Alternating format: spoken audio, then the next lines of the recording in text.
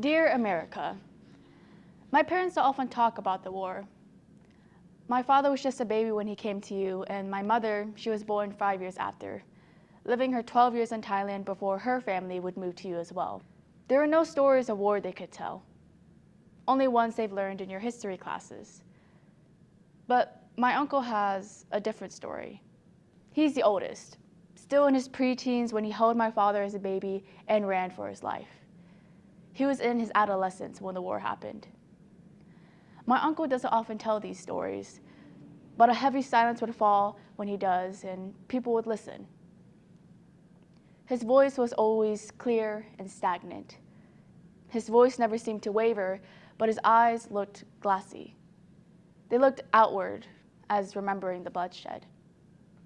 He would tell about how they would walk along rainy paths, the storm washing down streams of blood, how they would hide under cold, dead bodies to avoid capture, and how they struggled to get past the Mekong River, being lucky enough to buy passage on a raft with the very little money they had left. We would always have to step over dead bodies, he said. There were dead people everywhere. He never seemed to be affected by these words, but his eyes told a different story. They told the story of war. You know the events of the Vietnam War. It was a story recorded in your history books, a story taught to your people about the bloodshed and tears. I know there was conflict with the war.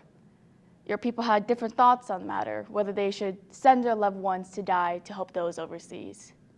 It's a story I know, and a story I have learned. But your story is different from mine.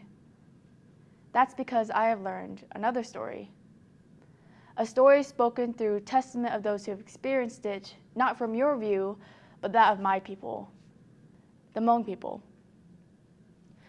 The secret war is not known to many, but those who do know engrave it into their hearts and mind. The CIA hired the Hmong people to help the United States Army because of their experience with the Laotian topology, and thus they would become soldiers to aid your people. The Hmong troops fought bravely, protecting the US soldiers from communists, blocking the North Vietnam supply route, and rescuing falling pilots. Both Hmong and American soldiers fought like brothers on the battlefield, watching each other's backs and fighting alongside each other. It was supposed to bring hope, even if it was bloody and gruesome. But after your loss, the CIA left Laos, and that so-called brotherhood was quickly demolished. The Hmong soldiers were abandoned, and in the end suffered heavy casualties fighting in the secret war. They were left for dead. The only way they could escape was through pure perseverance, traveling through the thick jungle forest in all weather and hours, hiding under dead bodies to avoid death, and crossing the treacherous Mekong River. All of this out here in my uncle's stories, his stories of survival, my people's culture, their history, their voice. They bring in a grim reality to my birth and a harder truth that I must swallow. Their stories talk about cost, the cost it took to get here and the pain they had to endure. America, do you know this story? Sincerely, a grandchild of the Hmong.